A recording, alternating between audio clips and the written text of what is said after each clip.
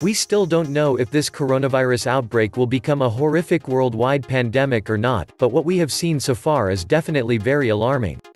People have literally been dropping dead in the streets, the Chinese government has locked down major city after major city, and the virus kept spreading very rapidly on a cruise ship off the coast of Japan even though a strict quarantine was instituted.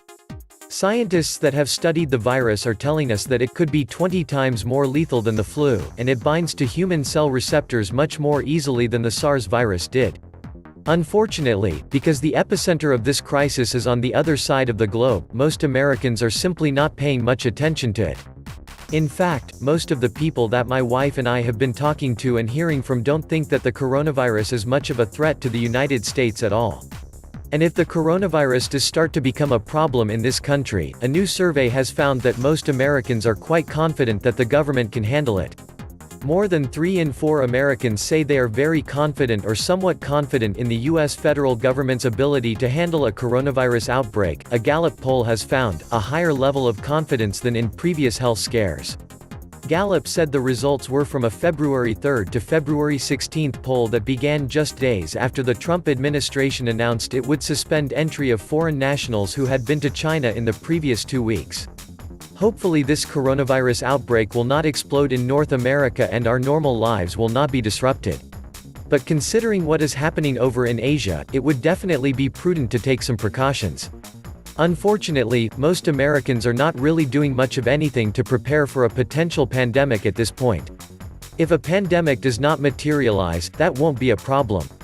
But if this virus starts spreading like wildfire in the US, we are going to have a massive crisis on our hands. The time to stop an outbreak from happening is at the very beginning, and the lack of urgency about this virus that we are witnessing from local health officials around the country is absolutely stunning. According to NBC News, there are thousands of Americans that are currently under voluntary self-quarantine. These individuals have either recently traveled to China or they have recently had contact with someone that was infected. As you might assume, a voluntary self-quarantine is not mandatory. Instead, NBC News says that it is strongly encouraged. Self-quarantining isn't mandatory, but it is strongly encouraged. It's up to the state and local health departments to decide how to manage residents under self-quarantine. So anyone that doesn't want to participate can feel free to mix with the general public as much as they want. Isn't that great?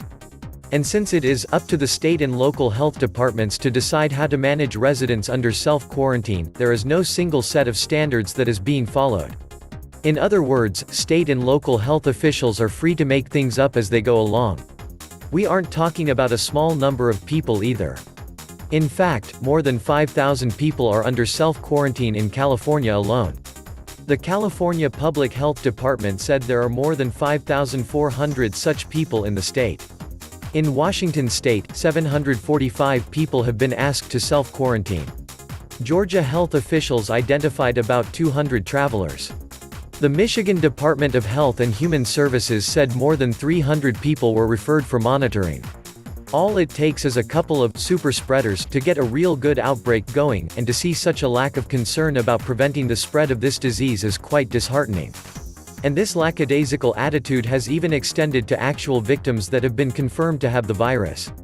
The CDC specifically warned against putting infected people on the same flight with non-infected people, but the US government did it anyway. 14 Americans who tested positive for the coronavirus were flown back to the US on a flight with over 300 people who were not infected, despite objections from the Centers for Disease Control and Prevention. The flight was filled with people who were evacuated from the Diamond Princess cruise ship in Japan, which had been quarantined due to an outbreak of the virus. Reading this sort of thing makes you want to tear your hair out. Despite such extreme negligence, hopefully everything will be okay. But it should be noted that the CDC is telling hospitals that now is the time to open up your pandemic plans and see that things are in order. This is the time to open up your pandemic plans and see that things are in order. Dr. Ann Schuchat, a top official of the Centers for Disease Control and Prevention, urged hospitals last week as an outbreak of a deadly new coronavirus ravaged much of China. For instance, she continued, healthcare providers need to plan for a surge at a hospital, the ability to provide personal protective equipment for your workforce, the administrative controls and so forth that you might put place in a healthcare setting. Anyone that assumed that this crisis would be largely confined to China has been proven wrong. At this point, we have already seen significant outbreaks erupt in several other countries in Asia. In fact, there are now 6 other nations where community spread is taking place.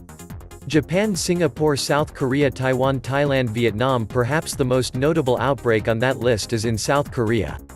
According to The Guardian, 31 brand new cases were announced on Thursday. The South Korean city of Daegu was facing an unprecedented crisis after coronavirus infections that centered on a controversial cult church surged to 38 cases, accounting for nearly half of the country's total. The city of 2.5 million people, which is 2 hours south of the capital Seoul, was turned into a ghost town after health officials said the bulk of country's 31 new cases announced on Thursday were linked to a branch of the Shincheonji Church of Jesus. If we don't want the same thing to happen here, we need to take this virus very seriously. Unfortunately, that is simply not happening, and all of us could end up paying a great price as a result.